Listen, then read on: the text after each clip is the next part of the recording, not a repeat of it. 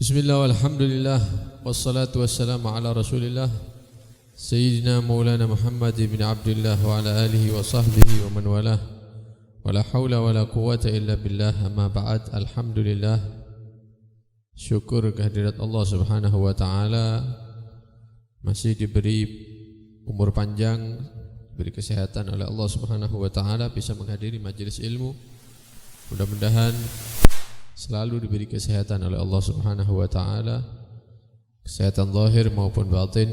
Mudah-mudahan semakin bersemangat di dalam beribadah kepada Allah subhanahu wa ta'ala. Amin ya rabbal alamin. Hadirin rahimakumullah, melanjutkan pembacaan kitab Risalah Adab Sulukil Murid sampai kepada hadis Nabi sallallahu alaihi wasallam. Bersabda Rasulullah sallallahu alaihi wasallam, innamal a'malu binniyat. Hanya saja amal yang dilakukan oleh manusia itu harus disertai dengan niat. Wa innama likulli imri'in ma nawa, dan bagi setiap orang itu apa yang telah dia niatkan dalam hatinya. Faman kanat hijratuhu ilallahi wa rasulih, maka barang siapa yang hijrahnya dia, berpindahnya dia dari satu kota ke kota yang lain, ilallahi wa rasulihi, tujuannya karena Allah, karena Rasulullah sallallahu alaihi wasallam, fa hijratuhu ilallahi wa rasulih, maka pahala hijrahnya Allah yang akan memberikan, dan juga Nabi yang akan menyaksikan hijrahnya itu karena mengikuti sunnah Rasulullah sallallahu alaihi wasallam. Wa man kanat hijratuhu ila dunya yusibuha, dan barang siapa yang dia berhijrah, pindah dari satu kota ke kota yang lain, tujuannya yaitu dunia, urusan dunia, yusibuha, yang akan dia dapatkan, awimra'atin yankihuha, atau dia berpindah dari kota ke kota yang lain untuk tujuan seorang perempuan yang akan dia nikahi, fa hijratuhu ila ma hajara ilaih, maka pindahnya dia, perginya dia dari satu kota ke kota tersebut ya sesuai dengan apa yang dia niatkan. Berarti bukan karena Allah, bukan karena Rasulullah sallallahu alaihi wasallam, tapi dia berhijrah karena dunia, dia berhijrah karena perempuan. Akhbara sallallahu alaihi wasallam annahu la amala illa an-niyah. Dalam hadis ini Nabi sallallahu alaihi wasallam mengabarkan kepada kita semua bahwa tidak ada amal yang dilakukan manusia pasti di situ ada tujuan dan niat. Sampai duduk sekarang ada niat apa enggak? Niat baca maulid, niat sholawat kepada Nabi, niat ngaji, ya hadir majelis ilmu. Tidak ada perkara yang dilakukan, diamalkan oleh manusia kecuali di situ ada niat. Ada apa duduk di sini? Ya tidak ono saking, tidak mungkin. Pasti dalam hatinya keluar dari rumah punya niat, punya tujuan. Duduk di warung misalnya, ya, kemudian membahas hal-hal yang tidak mendatangkan pahala. Kemudian ditanya, kenapa kau duduk di sini di warung ini? Tidak ono, ya tidak niat apa-apa, tidak mungkin lah. Sampai betul koma niatnya apa? Pasti ada tujuan di dalam amal tersebut, ya punya niat pasti. Apalagi rasan-rasan ya, gosip, misalnya ngerasani orang. Wa annal insan, dan sesungguhnya manusia, bihasabi ma nawa yusabu wa yujza, dia akan diberikan pahala dan diganjar, dibalas sesuai apa yang dia niatkan dalam hatinya. In khairan fa khairun, jika niatnya bagus maka balasannya, ganjarannya bagus.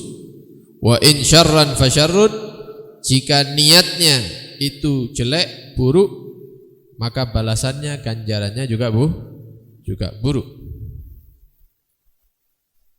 Faman hasunat niyatuhu, maka barang siapa yang niatnya baik, hasuna amaluh, amalnya akan baik, la mahalah, itu pasti. Kalau niatnya sudah penggerak pertama, awalnya itu sudah sesuatu yang baik, maka amalnya akan baik, la mahalah, itu pasti. Buka pintu rumah, jalan kaki, tujuannya ke mushola, niat hadir majelis ilmu, awalnya sudah baik, maka amal yang dilakukan sekarang pasti tercatat sebagai amal yang baik, la mahalah, itu pasti. Wa man khabuzat niyatuh, dan barang siapa yang niatnya jelek, khabuza amaluh la mahalah, maka amalnya akan tercatat amal yang jelek, la mahalah, itu pun juga pasti. Keluar dari rumah niatnya wis elek wis. Ya. Niatnya sudah tidak baik. Kape nandi, kape judi misalnya. Atau mau kumpul-kumpul, mau mabuk, mau ngepil. Niat awalnya sudah buruk, maka amalnya pasti buruk. Apakah mungkin orang itu melakukan amalnya itu amal baik tapi niatnya buruk? Mungkin. Bisa terjadi. Wa in kana fis surati thayyiban, walaupun nampak luarnya, kelihatannya itu adalah thayyib, amal yang baik. Seperti apa? Kalladzi ya'malis shalihat tasannu'an lil makhluqin. Dia melakukan satu bentuk amal soleh, tapi tujuannya supaya mendapatkan pujian daripada makhluk. Berarti kalau niatnya sudah buruk, maka itu pasti buruk amalnya. Amalnya pasti buruk, walaupun bentuknya seperti amal soleh.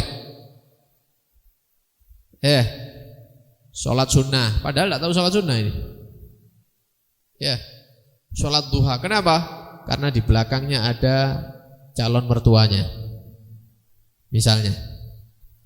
Berarti dia melakukan satu amal soleh, tujuannya supaya mendapatkan pengakuan, ujian daripada makhluk, bukan pahala dari Allah, bukan, tapi pujian daripada makhluk. Maka sholat ini adalah amal yang jelek. Kenapa? Niatnya jelek, walaupun bentuknya sholat. Sedekah bagus memang, tapi ketika tujuannya buruk, maka itu termasuk amal yang buruk, walaupun bentuknya baik. Ngetokno duit sambil direkam, bagian ngerekam, biar tahu orang-orang ini kalau saya ini orang yang loman begitu ya. Wah, ini sak kampung ini sing nanggung berasnya aku misalnya. Melbu berita, melbu koran misalnya, supaya tahu semua orang. Biar dia dibilang orang yang loman begitu. Nah, ini niatnya buruk, maka amalnya tercatat amal yang buruk, walaupun bentuknya baik. Bentuknya sedekah bagus, tapi itu adalah amal yang buruk karena niatnya yang buruk. Wa akhbara alaihi salatu wassalam, dan Nabi sallallahu alaihi wasallam mengabarkan juga dalam hadis ini, anna man amila lillah, barang siapa yang melakukan amal karena Allah, mengharap balasan dari Allah, ala wifqil mutaba'ati li Rasulillah sallallahu alaihi wasallam, dengan syarat yang dia amalkan itu cocok persis dengan apa yang dicontohkan oleh Nabi sallallahu alaihi wasallam, kana thawabuhu 'ala Allah, maka pahala amal yang dia lakukan nanti akan diberikan oleh Allah Subhanahu wa taala. Wa kana munqalabuhu ila ridwanillah wa jannatih, tempat kembalinya orang yang seperti ini yaitu keridhaan Allah dan surga Allah Subhanahu wa taala, menjadi orang yang dekat dengan Allah, orang pilihan Allah Subhanahu wa taala.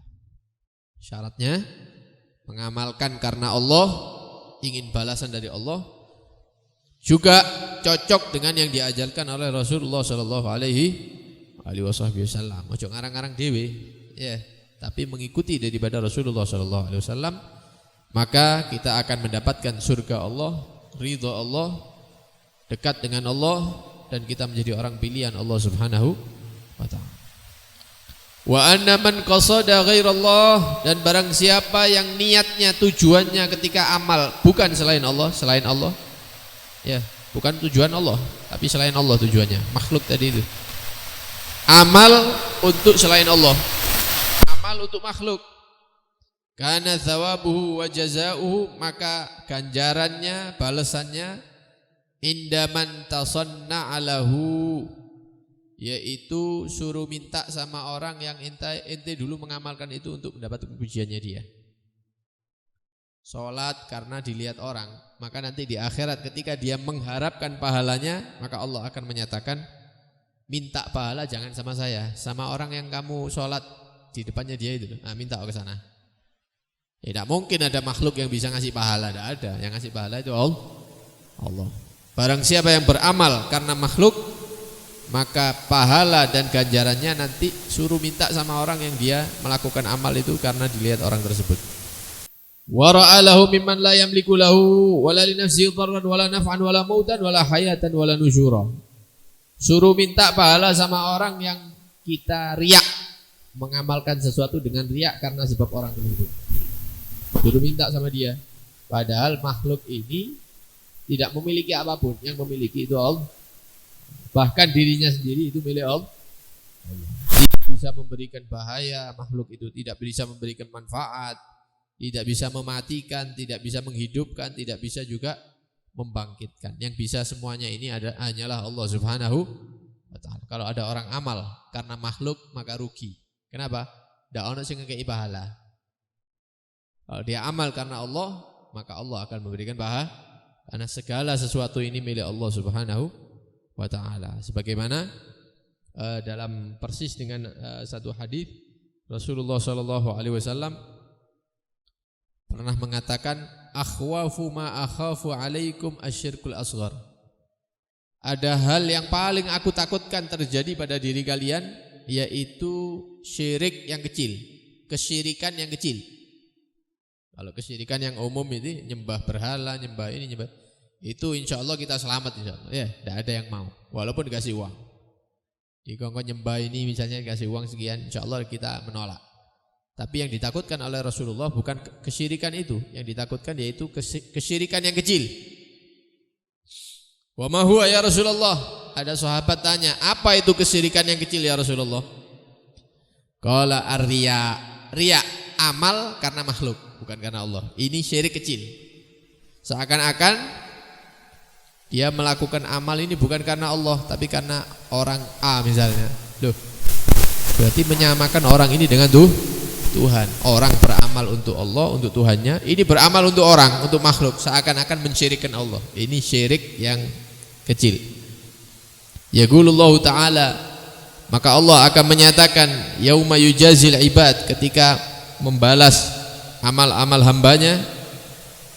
Allah nanti mengatakan kepada orang-orang yang riya ini, Allah mengatakan idhabu, ayo pergilah kalian ilal ladzina kuntum turaunahum bi'amalikum, kepada orang-orang yang ingin kalian harapkan pujiannya ketika ente beramal di atas dunia. Ente kan kepingin dipuji sama fulan, sudah jangan minta pahala sama anak, kata Allah. Pergi ente minta sama orang-orang itu pahala. Fadhuru hal tajiduna indahum jaza. Nanti saksikan ya, manusia-manusia yang ente ingin pujiannya itu, bisa tidak mereka memberikan pahala kepada kamu? Bisa tidak mereka memberikan ganjaran kepada kamu? Tidak bisa, tidak mungkin bisa. Karena yang bisa hanya Allah Subhanahu wa ta'ala. Ada satu kisah. Ada orang itu setiap malam sebelum subuh itu bangun. Ya, bangun. Kemudian di antara wiridnya dia itu baca surat dalam Al-Quran. Mungkin surat Kahfi atau surat Toha begitu ya. Kalau tidak salah surat Toha. Membaca surat Toha sebelum subuh. Wiritannya dia tiap malam. Ketika satu malam dia bangun, kemudian masuk kamar mandi, wudu, sholat, kemudian dibawa Al-Qurannya baca. Kok subhanallah, namanya tengah malam, jadi suara sekecil apapun itu dengar. Kok orang yang baca Quran ini dengar ada suaranya, beberapa orang yang jalan kaki kerungu suara sandali. Kerungu suara sandali, dibuka jendelanya, diinjek. Oh, ada beberapa orang yang mau lewat rumah saya. Ya. Akhirnya baca Quran. Ketika orang-orang ini mendekati jendelanya dia, ngajinya di banterno didik. Ngajinya di banterno orang-orang itu. Masya Allah ya bapak ini ya. Jam 2, jam 3 ngaji. Subhanallah, istiqomah. Orang soleh ternyata. Sudah. Setelah orang-orangnya lewat, balik pelan mana ngaji ini. Setelah itu dia ditakdir oleh Allah ketiduran. Ketiduran, di dalam tidurnya dia mimpi kiamat. Orang manusia ini dibangkitkan semua. Dibalas amal-amalnya, yaumul jaza ini ya, hari Allah membalas amalnya manusia.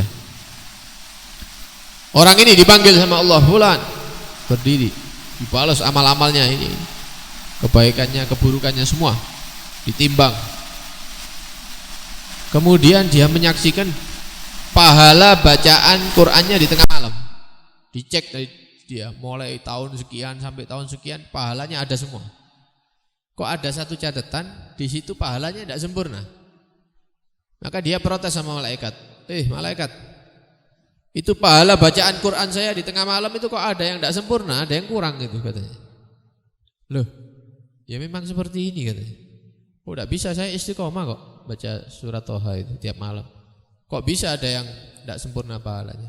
Maka diingatkan sama malaikatnya. Iya, kamu tidak ingat dulu ketika tengah malam dibaca surat Toha, kemudian ada orang lewat jendela rumahnya kamu, kemudian baca Qur'annya, ente angkat suaranya supaya mereka tahu ente ahli baca Qur'an di tengah malam, maka itu pahalanya tidak dikasih sama Allah Subhanahu wa ta'ala. Ente minta sama orang-orang yang kamu mengharap pujiannya mereka itu.